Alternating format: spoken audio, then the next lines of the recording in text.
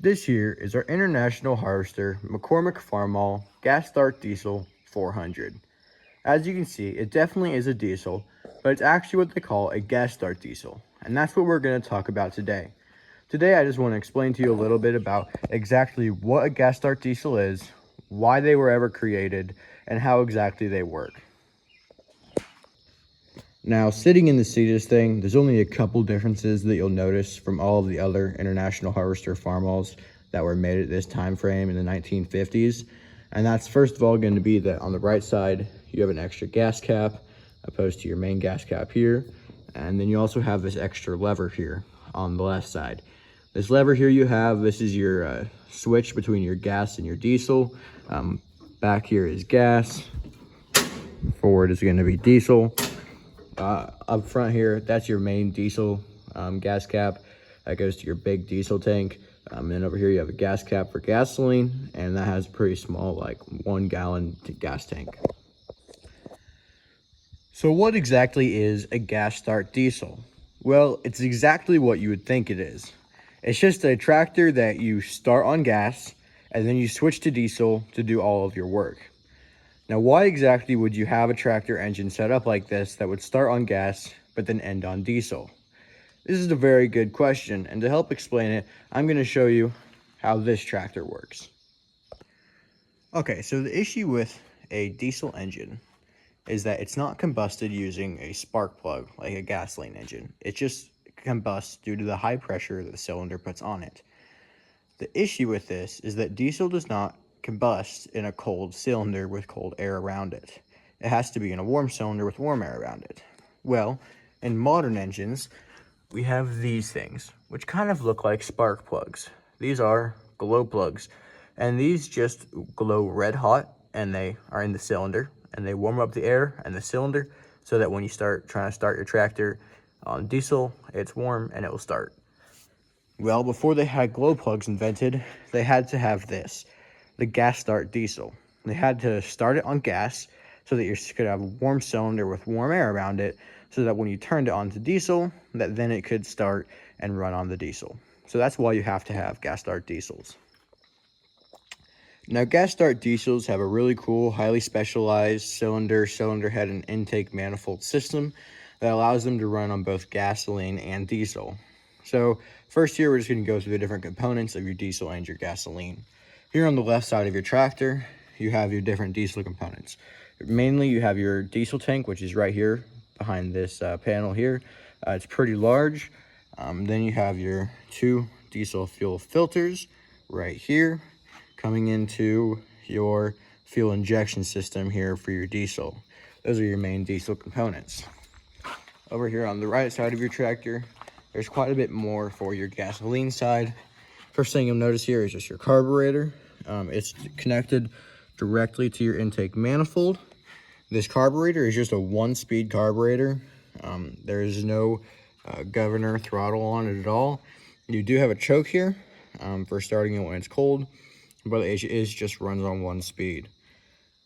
Below it here, you have your starter coil and your distributor here, going into your spark plugs, which are up here.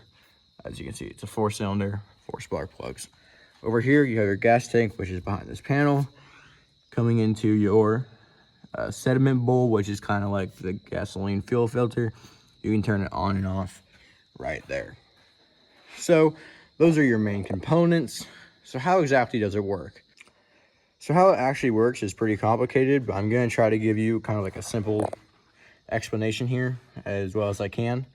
So when you start it on gasoline, you have your wires connected here so that your distributor is running, and you have power to all your spark plugs. Now, a lot of how it actually works has to do with your intake manifold here. Your intake manifold has several different valves basically that can open and close in it. Now, one of your main valves is just right here, coming right off of your carburetor. As I said, your carburetor is connected directly to your intake manifold. And so when you're running it on gasoline, basically your intake manifold, the external normal air, where it brings in normal air, is closed off. so that it's bringing in air through your carburetor and putting that gas air mixture into your cylinders, where then it can explode and you can run on gas. When you switch it over to diesel, you disconnect your wires, there's no more power, so your spark plugs are not sparking anymore. It switches off this valve so that you're not bringing any more fuel air mixture from your gasoline in, and it just opens it up to the outside so that you're bringing in just an air mixture, just a pure air mixture for your gasoline to run through its fuel injection system. So that's like a really simplified version of it. It's way more complicated than that, but that's kind of how I understand it in simplicity. Now, as I kind of already said, there is an issue with these. In your intake manifold, there's a little disc. It's like a ceramic disc with a brass piece on it that allows it to turn on and off your power to your distributor and starting coil and everything. And so that disc often breaks and goes bad just because it's been used for so long and they weren't made super sturdy. And so if that ever happens, we try to find a replacement disc. You just really can't find them anywhere. We couldn't find anywhere we could buy one. I'm not sure how we would even replace it if we could. So what you do is you just hot wire it. And so some people just have a clip. We just did this little wiring system here where we can plug it in and disconnect it to connect and disconnect our power to our distributor, to all of our spark plugs and everything. All right, so I just wanted to go through all the controls here with you, so you understand all of those. First thing, sitting down, obviously you're going to notice your steering wheel. They do have power steering. Unfortunately, ours does not work because they have a different container for your hydraulic fluid for your power steering than they do for your normal hydraulic fluid. And so ours is leaking, and so the power steering does not work. They do work just fine though without power steering. It's just a little bit more annoying to not have that power steering. Next thing you'll notice obviously is just your throttle here. Your throttle has a little washer in it, and it has little divots that you can lock it at different speeds. The throttle only works on your diesel. The gasoline is just a 1-speed gasoline, as I mentioned earlier, so it only works on your diesel. Now coming down to your main control panel here, as you see, you got your different gauges. Here is just your voltage meter. Then you have your oil pressure, and then your coolant temperature. Then over here, you have your choke. This is just for your gasoline, not for your diesel, obviously. This is just to help you start it. If it's cold, just pull to choke it, push to unchoke it. Here's just a fuse for like your control panel and stuff. So that's just a fuse there. Next thing here, you have your control for your lights. As you can see, it does have lights. Here, if I turn it on, I could show you here. It does have lights. It also has a light up here so that you can see all of your control panel when it's dark out. So you got that. Here's your key. It's a little bit different of a key because straight up and down is off instead of all the way back like you would think. So obviously, twisting forward is going to be turning over and stuff, but straight up and down is off. Back is just your auxiliary. So straight up and down is off. Then you do have a cigarette lighter. Ours is definitely old and rusted. The wire that connects to our cigarette lighter is broken, so our cigarette lighter outlet doesn't even work at all. Next thing you'll notice here is just your hydraulics. I do not know what these male 2 hydraulics are. One of them is for your front hydraulics there. The only one we ever use is just this most outer hydraulic, and that is your hydraulic for your rear hydraulics, which connections are right back there.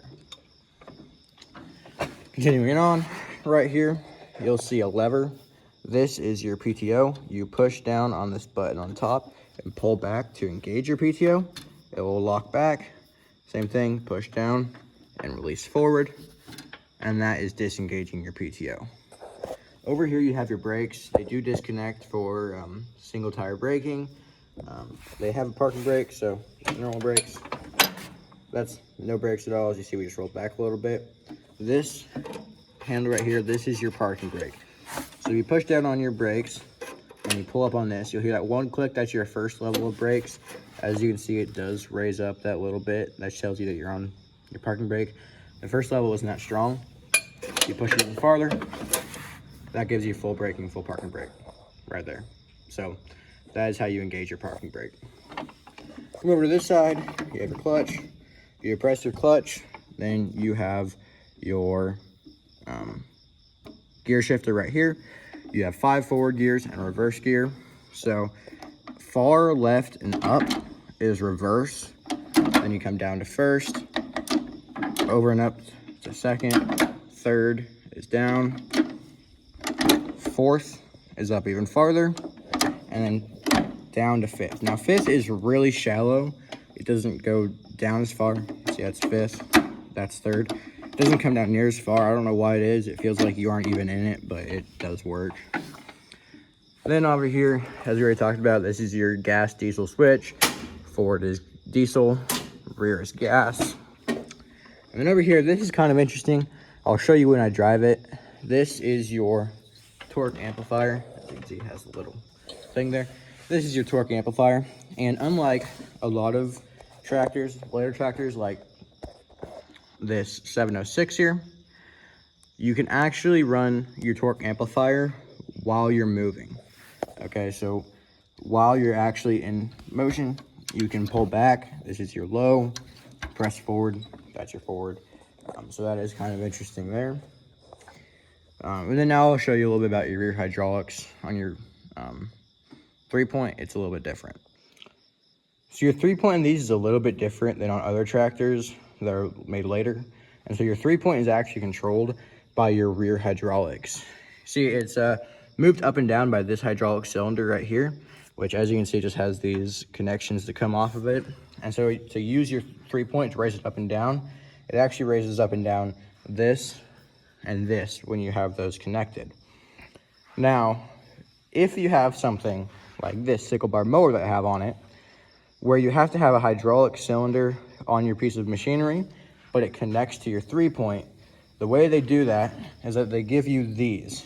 As it's already connected right now, these are just right to your frame, and so you can connect your 3-point up onto these so that it's just stationary. It does, your 3-point can no longer go up and down, but now you can actually have your machinery connected to your 3-point and still use the hydraulic on the back, if that makes any sense.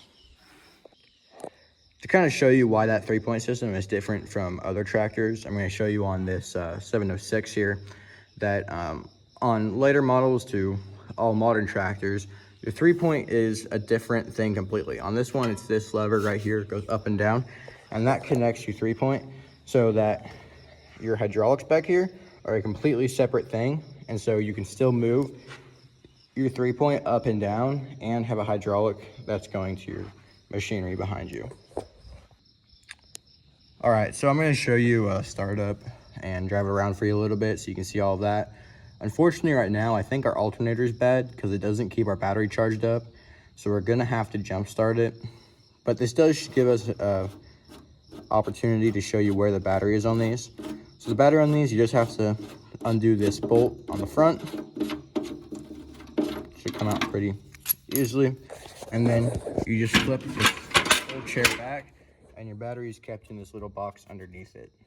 So that's where your battery is. Now, technically these tractors do come with a crank start on the front, as you can see right here. We do not even have the handle for ours, but they do supposed to have that safe crank where, you know, you press it in and then it pops out so that you don't break your arm off. So it's spring in it. For us, we're not ever going to use that, not only because we don't have the handle, but we just don't even want to chance it. So we're just going to jump start it. All right, well, normally you'd want to be in the seat for this, but since we're jump starting it, we're just going to have to do it while we're standing here. So first thing, most important thing, you got to switch to gasoline. And everything's ready for that. You got to have your cord and your gasoline turned on over there. And after that, you just turn the key. running on gasoline. So we're gonna let it run on gasoline for a little bit, and then to switch to diesel, you'll throw your throttle up and then switch over to diesel. All right, so let's run a little bit, throttle up, switch over to diesel. And now you're running on diesel. And if you have it hot wired, you cannot forget to unhot wire it, otherwise it'll burn out your coil. And turn off the gasoline too. Alright, so now I'm just going to show you driving around for a little bit. First of all, hydraulic. You're going to lift up that. So that's your hydraulic. And then we're ready to show you driving a little bit.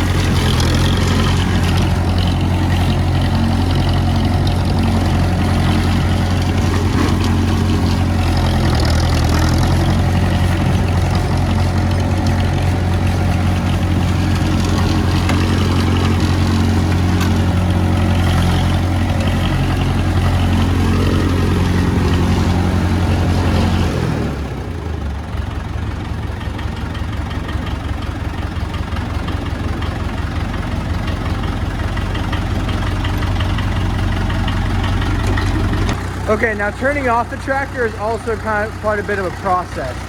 So the first thing you have to do is you have to reconnect this wire here. Once you got that connected, then you have to turn your gasoline back on from your sediment bowl and then hop up on your tractor. Now, you can slow it down and switch it back to gasoline. Now once it's on gasoline, you can just bring that back. Now that it's on gasoline, come over here and turn off your gas. And now you're just gonna let it run out of gas. I was just running grain cart here for our wheat harvest while I was editing this video.